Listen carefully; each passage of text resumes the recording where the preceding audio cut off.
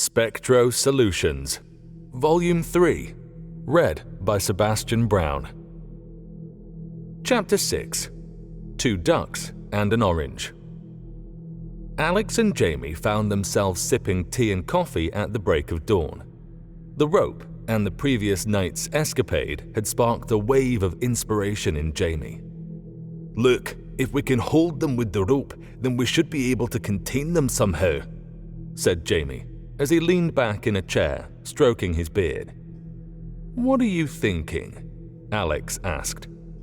Eager to share his groundbreaking idea, Jamie described a box designed to encapsulate spirits, even going so far as to detail the mechanics of how such a device could operate. Alex listened intently, his expression shifting from skepticism to intrigue. "That could actually work," Alex murmured, running a hand through his hair. A shared excitement filled the room as they discussed the possibilities of the invention. It was clear they were onto something. "I think it's time we call Lindsay," Jamie said. Alex nodded in agreement. Jamie dialed her number with a hesitant finger, the phone ringing ominously in the calm morning air until Lindsay finally answered. Her voice was groggy, yet sharp. "This better be good, Jamie," she grumbled, her annoyance palpable even through the phone. "Lindsay, we've got something big and…" Lindsay quickly cut him off. "You're with Alex, aren't you? There's no other reason you'd be up at this time on a Sunday. Alex, I know you can hear me. Didn't I tell you to wait for me? And you, Jamie, sneaking off with Alex to test the whip without me? Not impressed," she scolded, her words laced with a mix of frustration and concern. Sheepishly, Alex took the phone from Jamie. I know, he said, his voice a blend of apology and excitement. "But listen, it works, and we've got another idea. We need your help." There was a pause, a sigh, and then a softening. "Fine," Lindsay conceded. "My other mate's cancelled on me anyway, so I've got nothing else planned for today. I'll be over in 20. Lindsay arrived a short time later, armed with a battered toolbox and a roll of sheet metal. Together, the three of them worked the rest of the day to create a box that could, in theory, contain ghosts. As the sky darkened into a deep indigo, Alex's kitchen was a hive of activity, the air thick with tension. Lindsay was a maestro of metalwork, her hands moving with precision and grace. With each spark from her welder, she meticulously sculpted the containment box. Beside her, Alex was the embodiment of concentration, his fingers deftly soldering wires and components to breathe life into a new circuit board. Jamie, ever the optimist, provided moral support and the occasional clever insight. Together, they were more than just friends. They were pioneers on the cusp of a breakthrough. The trio stood back and surveyed the finished result sitting in the middle of the kitchen table, its metallic surface gleaming under the fluorescent light. It was more than just a box. It was a marvel of engineering and paranormal science, a beacon of hope, and a testament to human ingenuity. With the box completed, Jamie couldn't help but feel a surge of pride. He glanced over at his friends, tired from the day's work, and announced, "Right, this is it. This will definitely work. How about we head to the pub and celebrate?" His voice was filled with a confidence that was contagious, but Lindsay's next words quickly grounded him. "The pub's a no-go," she told him, her tone serious. "It's got a new resident, a ghost." Alex's eyes sparkled with a mixture of mischief and determination as he snuffed out his cigarette. "Actually, this could be the perfect opportunity to test out the box," he said, standing up and stretching his arms. The others nodded in agreement, the thrill of the challenge igniting a fire within them as they gathered their equipment and set out into the night. Lindsay's car, an aging blue hatchback with faded paint and a stubborn engine, carried the trio towards their regular drinking spot. The streets were empty, apart from a few small ghosts darting across the roads. Inside the car, the atmosphere was a mix of anticipation and nerves. Lindsay gripped the steering wheel, her knuckles white, while Jamie fiddled with the radio dial, searching for a distraction. In the back, Alex stared out of the window, his mind racing through the possibilities. Would the box work? Could they truly contain a spirit? As they slowly pulled into the car park, the old pub stood before them, a weathered facade with centuries of stories etched into its walls. The air held a chill, and the team's breath formed misty clouds as they exhaled. The landlord, a stout man with a bushy mustache, waited by the entrance. His eyes widened as he saw the trio emerge from Lindsay's car, the mysterious box cradled carefully in Jamie's arms. "Jamie!" the landlord called. "Over here!" Jamie had called ahead, speaking in vague terms to the landlord about their intentions. He had known the trio for over a decade and trusted them enough to give them the benefit of the doubt. The landlord stood at the side entrance, his face etched with worry. His voice was grave as he recounted the events of the previous night. "It was crazy," he told them, his hands trembling slightly. "It just erupted out of nowhere, throwing chairs, tables, people's drinks. We all had to run before anyone got hurt." The trio listened intently as the gravity of the situation slowly settled on them like a heavy snow. "I don't think we should do this," whispered Jamie. "It doesn't sound like a normal ghost."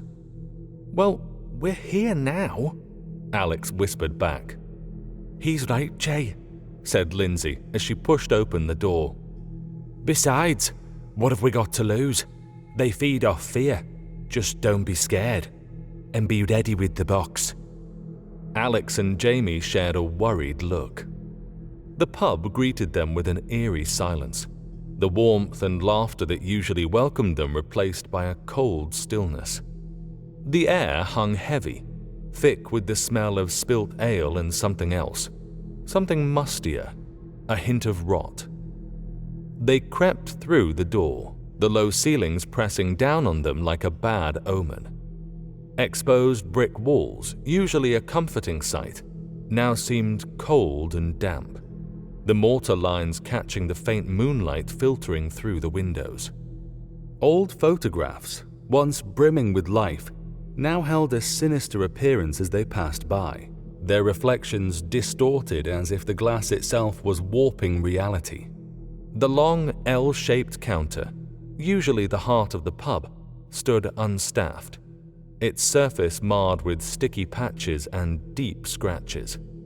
The brass taps, once gleaming, were now tarnished, and tables and chairs lay scattered across the floor, overturned or smashed. The trio paused, their hearts pounding in their chests. The silence was deafening, broken only by the soft creak of old floorboards and the distant drip of water. They couldn't see the ghost, but they could see blobs of glimmering red goo splattered randomly around the pub. Alex adjusted his collar, his eyes darting around the scene. "Okay, team," he whispered. "We're about to make history. No pressure." He nearly jumped out of his skin when Lindsay nudged him from behind. "Lindsay, don't do that," Alex whispered, eyes wide with surprise. "Easy there, Pac-Man," she teased.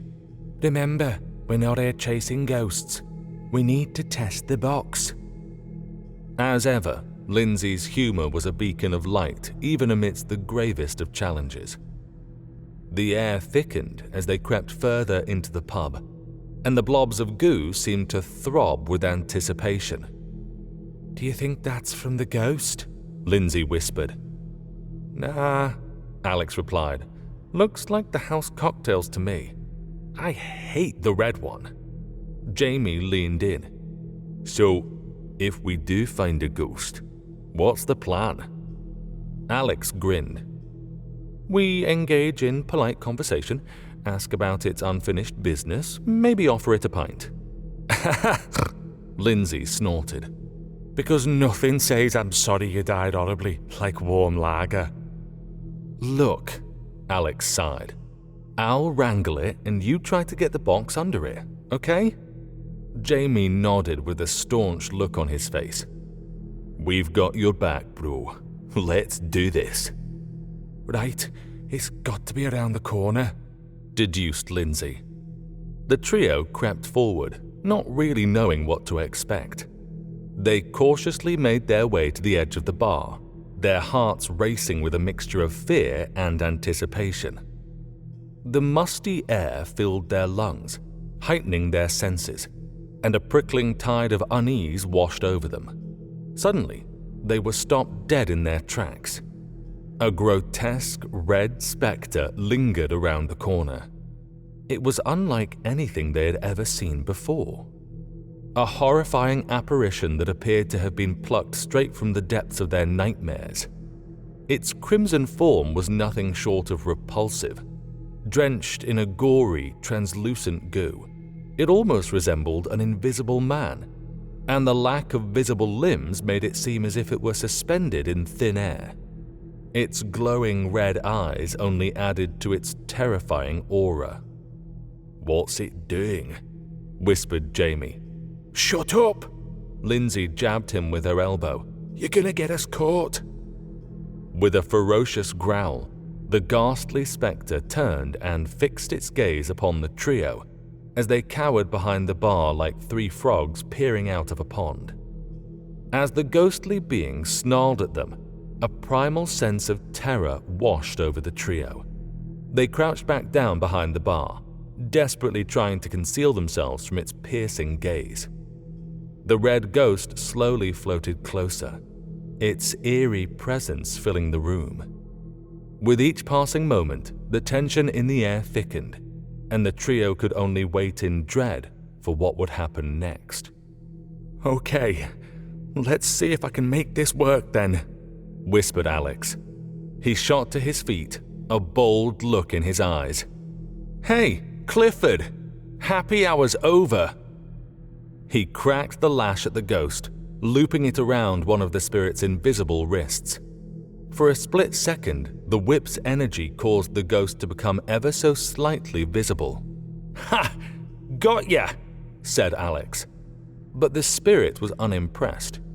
With a swift motion, it grabbed the lash and effortlessly flung Alex aside. The sound of glass smashing and bottles breaking rang out as he disappeared over the bar. Jamie and Lindsay quickly jumped up to help him. Alex popped up, covered in alcohol and broken glass. "I'm fine," he said. Jamie and Lindsay looked at each other. He's not fine, said the pair in unison. Jamie dashed to the pub's corner with the box under his arm, skidding as if he was making first base. He wrenched open the box and threw it towards the ghost.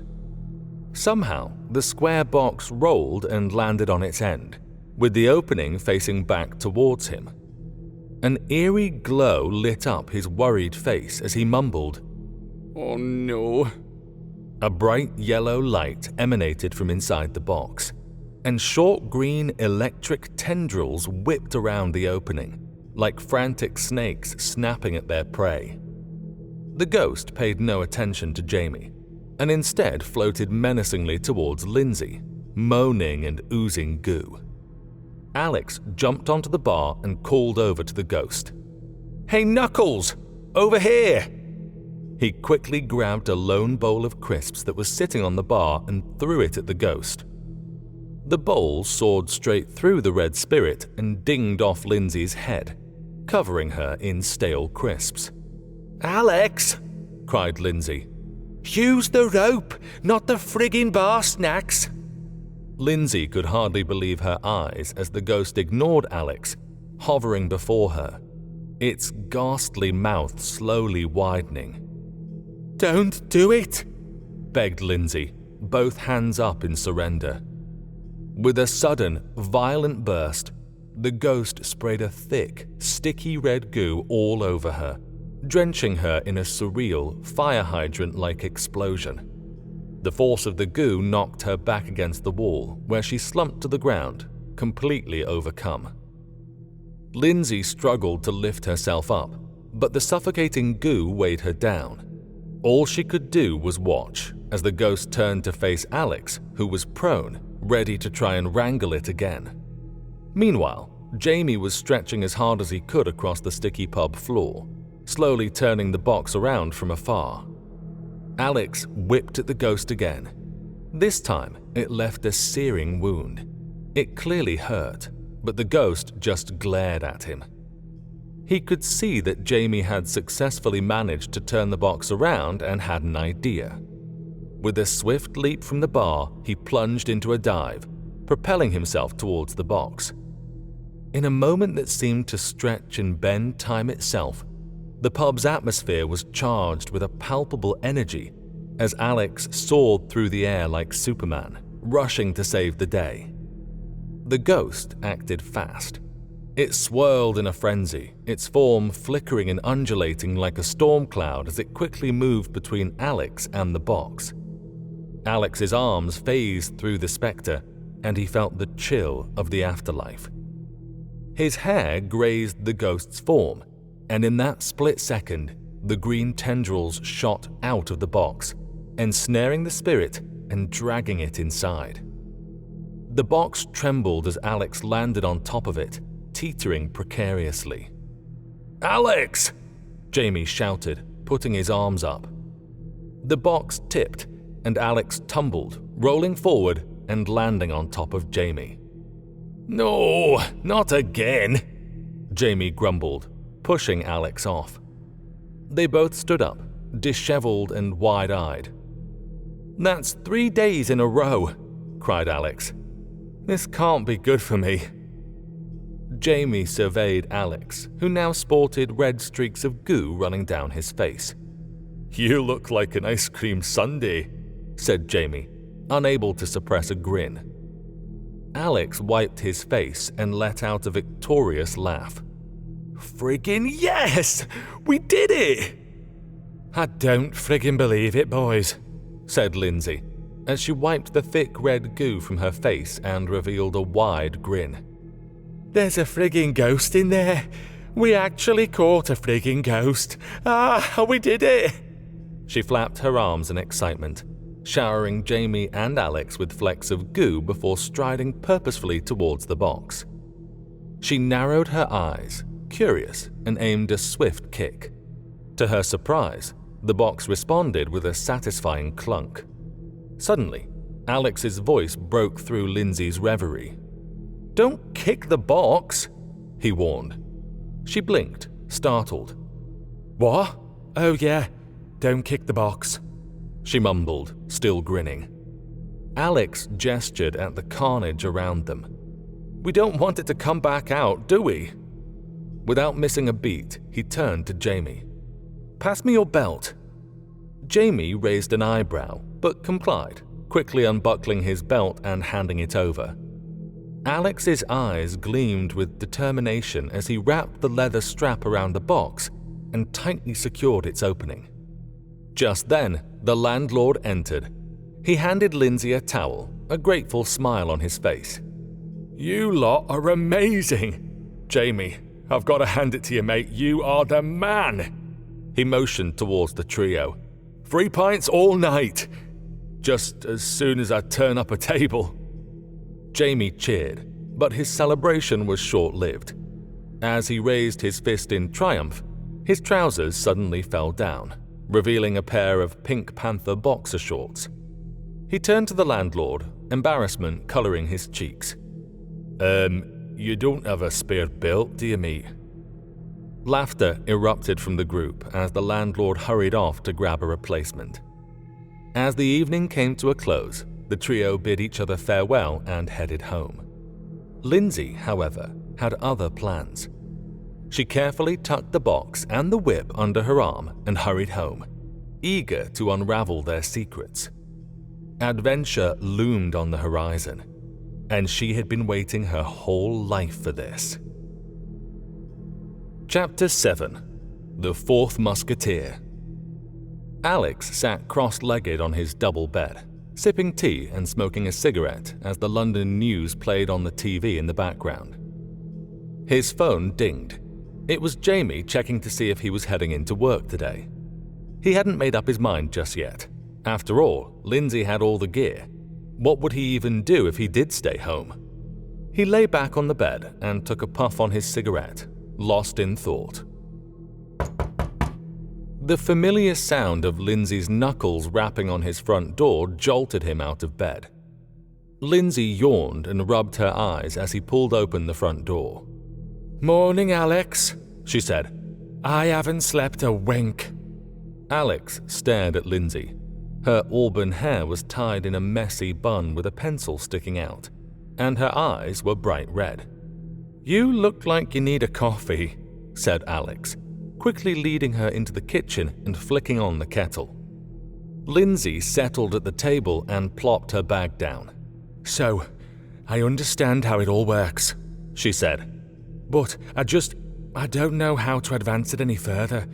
We need to bring in someone else." "Okay then," Alex replied, turning around and leaning against the counter. "Did you have anyone in mind?" A short while later, Lindsay's blue hatchback pulled up outside an old house in Hackney. The morning sun had begun to rise and cast a warm glow on the faded paint of the front door. Lindsay stepped out of the car, her trainers crunching on the gravel driveway as she slung her bag over her shoulder. She approached the door, trying her best to ignore the anticipation fluttering in her chest. She waited, but there was no response. She looked down at her phone. "It's not that early," she grumbled aloud. Undeterred, she knocked again, this time calling out, "Gina! It's Lindsay! Come down!" The light inside flickered to life, casting shadows on the frosted glass. Lindsay watched as a silhouette moved towards the door. The hinges groaned, and there stood her friend, Gina. Gina Harris stood tall, her blonde hair falling in loose curls around her shoulders, and her charismatic smile could disarm anyone. Her piercing blue eyes held a spark of curiosity as she opened the door and glanced at Lindsay. Gina had once been a senior mechanical design engineer, using her expertise to create ingenious designs to solve problems with generators, turbines, and all sorts of other mechanical systems. Whether it was a complex machine or a precision component, she always found an elegant solution. Lindsay was well aware that Gina had left the corporate grind behind, but as she stood there in her nightie, a bundle of possibilities, Lindsay knew there was no one better. "Hey Gina, how's it going?" Lindsay asked as she stepped past her friend and slipped inside the house. Gina raised an eyebrow as she followed Lindsay into the living room. Good. It's 7 o'clock on a Monday morning. Are you not working today?" "No, I'm not working today. I've got something to show you," replied Lindsay, a hint of excitement in her voice. "Oh, very nice. What did you get at Comic-Con then? Sorry about cancelling yesterday. It's fine," said Lindsay, cutting her off. "Something else came up anyway." Lindsay settled onto Gina's plush sofa, pulling out the rope and the box before recounting the weekend's events. "And then Jamie's trousers fell down," said Lindsay. Gina's eyes lit up. "I'm bloody in," she exclaimed, grinning. Her enthusiasm and optimism were infectious. Lindsay chuckled. "I knew you would be." Without hesitation, Gina dashed out of the room and up the stairs, re-emerging moments later with her sticker-covered laptop. "Let's do this," she declared, her eyes sparkling. As the morning sun streamed through the living room window and the birds sung in the trees outside, the pair huddled over Gina's laptop, tweaking dimensions and fine-tuning every detail. Together, they dreamed up new versions of the equipment. 3D models that defied convention, sleek metal boxes with automatic locks, perfect for capturing spirits, and new van braces equipped with custom-made retractable ropes, which Gina aptly named Spectro lashes. These weren't mere designs, they were blueprints for a new reality. Gina and Lindsay quickly loaded the files onto a USB stick and departed. Armed with their meticulously crafted designs, they stepped into the garage at Camden's sewer maintenance depot. The air smelled of grease and determination, a fitting backdrop for their audacious endeavor. The garage was a haven of creativity, a place where rusted tools and discarded machinery whispered tales of forgotten repairs. Lindsay's desk sat in one corner, cluttered with half-broken gaskets and coffee-stained schematics. A large 3D printer sat in the opposite corner, humming with anticipation. Gina popped on a pair of old safety goggles as she sat down, the glow of the computer screen reflecting on the lenses. "Lindsay," she said, her voice steady. "This is where the magic happens." Lindsay grinned, her fingers tracing the edges of the machine's bed. "Magic? Yeah, let's do this." Gina loaded the designs into the 3D printer, and its mechanical arms began dancing to an otherworldly rhythm. The machine whirred, layer by layer, weaving the nickel alloy resin into tangible forms. Their creations emerged, one after the other. Sleek, streamlined devices that promised to revolutionize the supernatural world. "It's all starting to come together," said Lindsay, admiring the smooth finish on one of the devices. But innovation required power, and Alex's heavy, twin-battery solution was not going to cut it. Gina and Lindsay exchanged a knowing glance. "Lindsay," Gina said, her voice conspiratorial, "do you remember those forklift batteries you were telling me about?" Lindsay nodded. "4 of them, yeah. They're over there in the might need it one day box. They're not even that heavy, but they do pack a punch." "Exactly," Gina replied with a grin. "Let's see what they can really do." As the day went on, the afternoon sun slanted through the garage window, casting elongated shadows. Gina and Lindsay stood back, admiring their work. Their creations sat on the floor in the middle of the garage, a striking fusion of art and science. 4 power packs designed to power the newly created Spectro lashes. The power pack bases were ordinary backpacks, once mundane work issue gear. Lindsay had kept them for a possible future project, and this seemed like the perfect opportunity. The pair skillfully dismantled the backpacks and excised the back panels, repurposing the bags into the bases of their new power packs. "Not bad, eh?" Lindsay remarked, holding up one of the revamped backpacks. Thanks to Gina, the 3D printed backboard was a marvel of design precision. It served as the robust spine of their creations, ensuring unwavering stability. Perched on the backboard stood a trio of coils housed in shiny cylindrical tubes.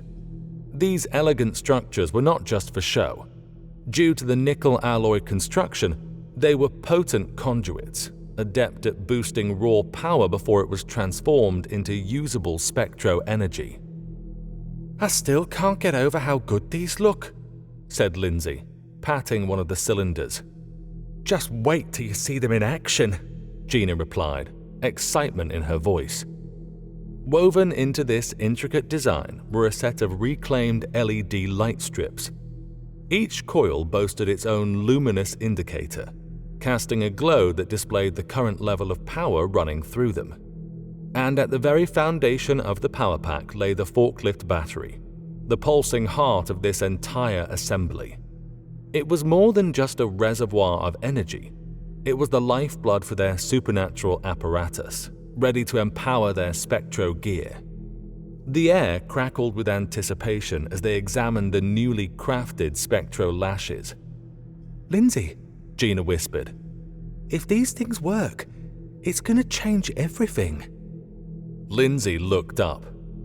"They're gonna work," she said. "Trust me." The new ropes were radically innovative. Their multi-section design allowed them to compress from 3 meters down to 6 inches, neatly retracting into a small coil. The Spectro lashes hung discreetly from beneath the vambraces, ready to ensnare any elusive spirits. Hidden within the vambraces, Lindsay's miniature transformers pulsed with energy, and a thick, flexible cable snaked its way from the power pack, ensuring a seamless flow of energy. Lindsay added a small dial and a reprogrammed bicycle computer on the top of each of the vambraces to finish them off. And then there were the redesigned boxes, Gina's Spectro books. They resembled jewelry boxes or perhaps ancient tomes, their shiny metallic surfaces hinting at the secrets held within. With their brand new Spectro gear completed, the pair hastily packed them into a sack before loading the 4 power packs into Lindsay's hatchback and speeding off. They arrived a short time later at Alex's, quickly letting themselves in. Jamie was already there, sipping coffee, while Alex was enjoying a cup of tea and a cigarette. Lindsay proudly plopped one of the power packs on the table as Gina dumped out the equipment from the sack. "Check this out, you dimlos," she declared. "This lot right here, state-of-the-art Spectro lashes, Spectro books, and power packs. We're talking next-level ghost wrangling." Alex and Jamie seized the equipment like kids on Christmas morning. Jamie's eyes widened as he examined one of the vambraces, its sleek design fitting snugly around his wrist. "How do they work then?" he asked curiously. Lindsay attached the cable from the power pack to Jamie's vambrace and began to explain. "Turn the dial first and the rope will drop out." Jamie followed her guidance and the Spectro lash extended smoothly. "Very nice," he said, twirling it like a magician's wand. "Click the dial to switch it on," Lindsay continued. Jamie complied and the lash crackled to life with purple energy. "Oh yeah, these would be sick at Glastonbury," he exclaimed, swinging it around and accidentally whipping himself. "Ow! Oh, what's the display for?" he asked, rubbing the back of his head. Lindsay shrugged. "Not sure. Right now it just shows the battery power." Alex turned his dial. The vambrace shuddered and a short rope slowly emerged. "Don't worry, it's not the size that counts, mate," joked Jamie. Gina laughed. "You need to plug it in first." Alex took a long drag on his cigarette as he sat up. "You know," he mused, "we've got the equipment and the enthusiasm. But do you think anyone out there actually cares enough to pay for these spirits to be caught?" Lindsay raised an eyebrow, contemplating the question. Jamie leaned back, sipping his coffee. "I know we can make money after the free pints last night. We just need a high-profile job." Gina leaned forward, her eyes wide with excitement. "You know what I heard?" she began, her voice hushed. "The Children's Play Centre in Lee Valley has been shut down for weeks now because of a mysterious ghost haunting the place." Sounds interesting," Jamie said. "But we need something that'll make headlines." Gina nodded. "Agreed. So, what's the angle?" "We could call the news station and report a massive fire in the play center. We'll make it sound urgent, like the whole place is going up." The strategy was bold, unethical, and probably illegal. They knew it was risky, but a successful demonstration on national news would be a game changer. Now, armed with their state-of-the-art equipment, they had a plan to showcase their innovative ghost wrangling technology to the world. As time ticked away, Alex's kitchen transformed into the team's makeshift command center, the air thick with anticipation. Lindsay, in her blue boiler suit, was busy double-checking the connections on the power packs. Gina, meanwhile, wore a green jumpsuit and was practically vibrating in her seat as she went over the schematics of their untested equipment on her laptop. Alex sported his grey boiler suit and was trying to appear calm, casually puffing on a cigarette as usual, while Jamie, in red, was meticulously checking every piece of his Spectro gear.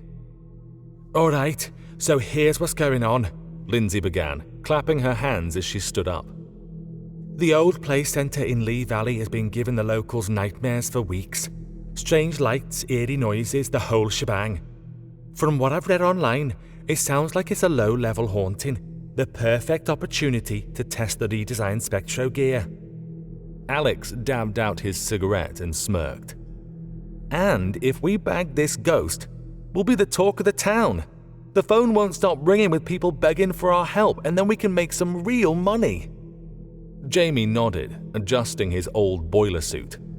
"I'm just looking forward to seeing these babies in action," he said, patting his power pack. The team shared a look, a mix of nerves and excitement. They had mentally prepared for this moment, but now it was time to face the music. As they stood up and grabbed their Spectro gear, the team couldn't shake the feeling that they were on the cusp of something big. With their power packs charged and their Spectro lashes buzzing, they were ready to face whatever awaited. And so, we reach the end of Volume 3. Our heroes have discovered a knack for the extraordinary and a new teammate, but their journey is far from over. Can they maintain their sanity amidst the encroaching chaos? Will they be able to harness the full potential of their Spectro gear to become true masters of the supernatural? The answers await in Volume 4. Until then, thank you for listening.